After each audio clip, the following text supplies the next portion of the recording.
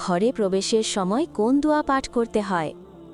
ঘরে প্রবেশের সময় এই দোয়া পাঠ করতে হয়। বিসমিল্লাহি ওয়ালাজনা ওয়া বিসমিল্লাহি খারাজনা ওয়া আলা রব্বিনা তাওয়াক্কালনা। এই দোয়া সহ অতিরিক্ত আরেকটি আমল। ঘরে প্রবেশ করে আসসালামু আলাইকুম দেওয়া সুন্নাত। উপকারিতা: ঘরে শান্তি ও বরকত আসে। ঘরে শয়তান প্রবেশ করতে পারে না। আল্লাহর রহমত নাজিল হয়। তুমি কি জানো আল্লাহর কোন নামগুলো পাঠ করলে শরীরের সব রোগ ভালো হয়? হ্যাঁ, আমি জানি। চোখে হাত রেখে ইয়া নুরু ২১ বার পাঠ করলে চোখের সকল রোগ ভালো হয়। মাথায় হাত রেখে ইয়া আলিমু ১১ বার পাঠ করলে মাথার সকল রোগ ভালো হয়।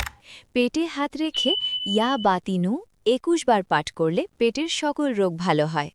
স্ত্রীকে তালাক না দিলেও কোন কোন কথা বললে তালাকের সমান হয়ে যায়? ১. স্ত্রীকে যদি বলেন, তালাক দিয়ে দেব। ২. তোমাকে রাখব না, ছেড়ে দেব। ৩. যদি দুষ্টুমি করে বলেন, তোমাকে তালাক দিয়ে দিলাম। ৪. আজ থেকে তুমি আমার স্ত্রী না। ৫. তুমি আমার কেউ না, তোমাকে আর গ্রহণ করছি না।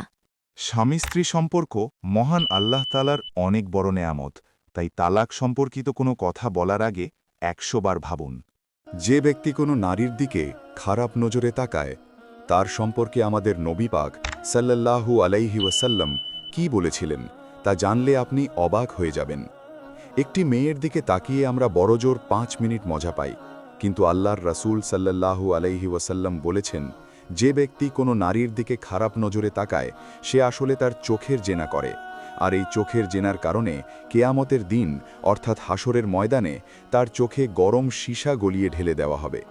আর যে ব্যক্তি আল্লাহর রাসূল সাল্লাল্লাহু আলাইহি ওয়াসাল্লামের এই হাদিসটি মেনে অন্য মুসলমানকে জানিয়ে দেয়, তার জন্য জাহান্নামের আগুন হারাম করে দেওয়া হবে।